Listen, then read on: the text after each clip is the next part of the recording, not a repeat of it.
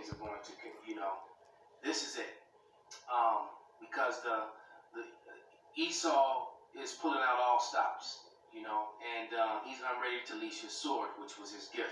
As a matter of fact, let's grab those scriptures first. Let me get Genesis 27th chapter. All right, leave the 40th verse here.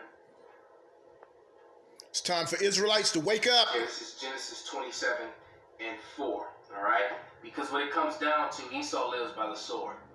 His propaganda, his lies, and all his craft. When that doesn't work, he just comes with the sword. Like it says in Wisdom of Solomon, let our sword be our might, roughly paraphrased. Or let our might be what's right. It doesn't matter what's right, or what justice is or what fairness is. Like, we got the swords, you don't, we're right. But this is Genesis 27 and 40. And it reads, by the sword shalt thou live, and shalt serve thy brother. And it shall come to pass when thou shalt have the dominion, and that thou shalt break his yoke from off thy neck. And yes, we did have them in derision, and they were under us. But they broke loose, and they've been living by the sword ever since.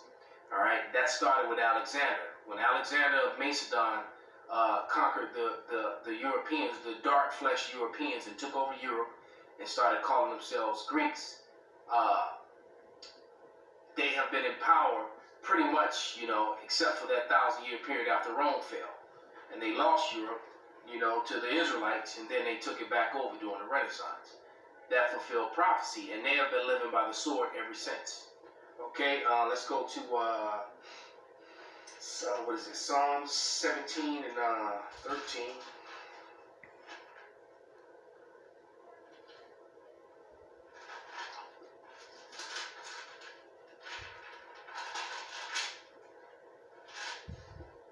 Yes, and it reads, arise, O Yahawah, disappoint him, cast him down, deliver my soul from the wicked, which is thy sword. All right? And the scriptures tell you in Maccabees that the wicked is Esau, Edom, the descendants of Alexander of Macedon, who the world refers to as Alexander the Great. They call him Alexander the Great because through him, the so-called white race came into power for the first time in the earth. All right? And it also tells you that when they came into power, that wickedness increased here in the earth. All right? That's what it tells you. And what they're about to plan and what they're doing is very, very wicked. All right? 20. The elites have let us know that they're not going to stop. They're going from pandemic to racial to the second wave that is coming. And they're also messing with deliveries and food supplies. Be ready. Don't be one of those people that's going to be completely and utterly dependent on the government. Again, when COVID broke out, I did no advertising whatsoever at all. Let's click right to here. Agenda 21. We've known about Agenda 21 for over 10 years. So they've been planning Agenda 21 for who knows how long. Which is an extermination event, extermination level depopulation. And the main people that they want to get rid of, that they want on Agenda 21 is you undesirables. And that is listed as Negroes, Latinos, and Native Americans. All the rest of you will fall into place. You could also look up not only Agenda 21, but you can look up Rex 84 and the King Alfred program, when they've all been kind of co-mingled into one. All right? Because it in the beginning it only said, I think if Agenda 21 only says Negroes, and then Rex 84 added in the Latinos and Native Americans. All right? But Agenda 21 will be instituted under the guise of a Great Reset. But before they did that, they had to completely break and house train American people. And COVID-19 did that. It's the most amazing pandemic ever before seen. Nobody's dead, nobody's sick, you can't see it anywhere. It's the new terrorism. It's perfect. And it's unbelievably obvious. And the only way to get out of this is for people to stop doing what they say. Well, you can't open your business unless you do, well then screw it, I'm not opening my business. Well, you can't go to the movies, you can't go here, you go there unless you, then nobody go. But that's never going to happen. It's never going to happen. Everybody has snapped right into line, and they're all in the chute. They're all heading down to the slaughterhouse right now, and they don't even get it. And it blows me away, and it pisses me off, because I'm only 52 years old, and with the way things are, I won't be alive much longer. That is a fact. That is a fact. If I get another year, that would be amazing. But I don't believe it's going to happen. Because one of these days, there's going to be a clash. I will not put up with their nonsensical bullshit. I won't wear a mask. I won't promote social distancing. I won't believe in any of this. And I'll continue to tell everybody, and I'll continue to bring doctors on, and I'll continue to show. Lots of doctors and medical people and scientists have come against this hard and are speaking out because they're falsifying scientific data all in the name of their agenda. All right, they're lying. You got police officers are gathering together and quitting and leaving and joining militias. And police officers, a lot of them have always been a part of these militias. All right, and these militias, for the most part, are pro-American, pro-constitutionalist, and a lot of them are very anti-Negro, Latino, and Native American. You best believe that. Crazy times are about to hit this place, and it's going to probably more than likely happen this summer. It's more than likely going to happen this summer as jobs continue to disappear into 2021. You people making plans for next year and to buy a new house and a new car, and there's no going back. There's no more normal. All right? You independent women who say you don't need a man, you women who walk away from men of the Lord, leave men of the Lord, scoff at them, call them names, call the authorities on them. Life's about to really suck for you. You, them, double speaking. COVID can't live in the hot temperatures, everybody, so there's a relief. Summertime shows up. COVID is at an all-time high. Yeah, but it isn't. It isn't. If you didn't have a television, you'd never... And you know what? Another thing, too, a virus can't live in a body forever because it says viruses die at 83 degrees. The average, you're 98 degrees, 97.9 to 98 degrees, 24/7, 365. So no virus can live in you forever. It has to die. The only way a virus can live in that sort of extreme heat is if it's man-made, if it's a bioweapon. All right, so like he said, they're double talking, they're lying. And you dummies, you stupid sheeple Americans are eating it up. I didn't know any of this was going on because it's not real. It's all been conjured up by the scumbags that overtook Hollywood, or actually created Hollywood. As a matter of fact, I had someone that asked me, was I a Republican or Democrat because of the way I was speaking, because most Republicans are anti-mask and not wearing a mask. Most Republican states aren't wearing it. Because you know what? I think they're a little bit smarter collectively because they read more and do a little bit more research, and they know that wearing a mask is not going to protect you from COVID. It simply isn't. All right. The size, they're so small, it's so microscopic that a mask does not work. Break it down. Given the analogy of a chain link fence, everyone knows what a chain link fence look like. Okay. So a chain link fence will not keep mosquitoes or flies from coming through it. That's how ineffective a mask is. But what it does do is it destroys your respiratory system. Let's go to the next video.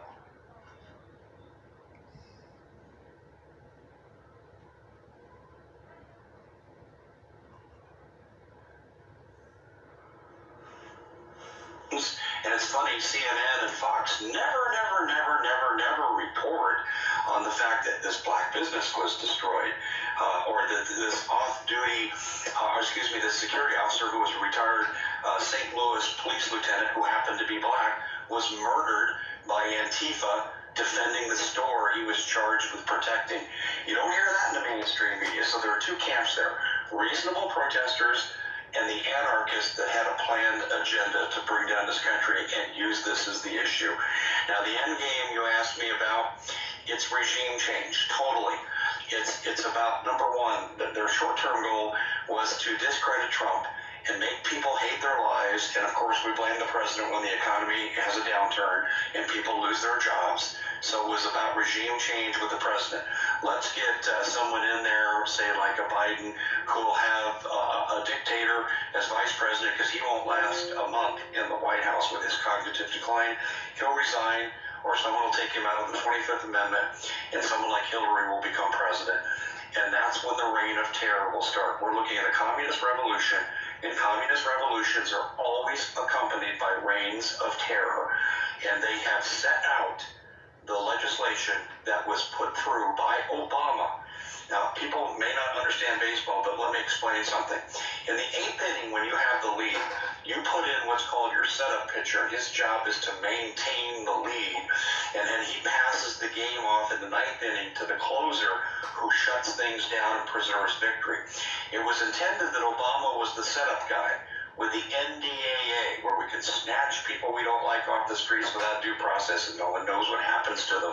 Or we can have Executive Order 13603, that was Obama's executive order, that can take complete control of the economy, steal any resource or property from a person, can move people and conscript them into slave labor and separate families in the process of doing so. Did you hear that? Say, oh, Dave, there he goes again. I'm sorry, folks, it's part of the Federal Register. It's Look up legit. under executive orders. Yeah, it's 13603. And this is what you and I have talked about earlier. It's like I said, man, niggas and spiggers and dumbass Americans, excuse my French, my German, my Japanese, whatever you want to call it. They don't really do research. They look to Fox and CNN, which are to get their information, and those are the news outlets are in league and controlled by the very people that are doing this. You can't look to them for answers. You got to actually open up articles and read and research for yourself. As a matter of fact, if Americans did that, you wouldn't have as many people as you do wearing masks. Driving in the car all by your goddamn self with a mask on. Where you gonna get COVID from? Your steering wheel? From your seat? It's your car, dummy. Here, Lisa, is that we were talking about these things 5-7 years ago, and now they're coming into possibility. I'm telling you right now, if the wrong people get in charge, in other words, if we lose this election, I don't think there'll be FEMA camps. See, he's making it sound like this is a if. This is a certain. This is going to happen. It's scriptural, first of all. All right? And it's going to happen. And it's not going to be 10 years from now. It's not going to be 5 years from now. This could happen within, like I said, within weeks or months. A lot of these things, this food issue, because they're going to use food as a weapon, as you're going to hear him say. That thing's right around the corner, weeks away. Under Trump. But if we lose this election and these Bolsheviks take over, they're not Democrats any longer, they're communists, as identified by Trevor Loudon and his great work, Enemies Within. If these communists take over, a year from now, we will see a purge.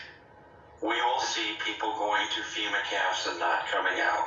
They're already setting up food to be used as a weapon to lure people to the camps. There are 20 meatpacking plants that are closed.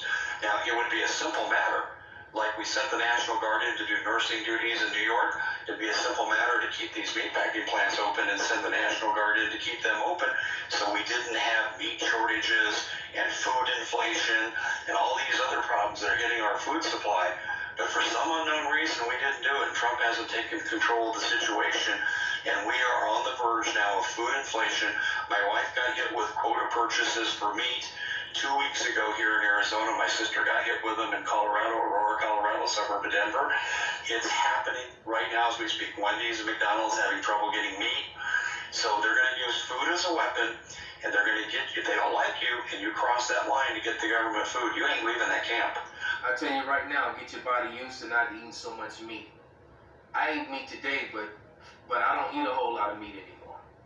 All right, and I've gotten a lot healthier, a lot leaner, and a lot more muscular as a result of it. All right.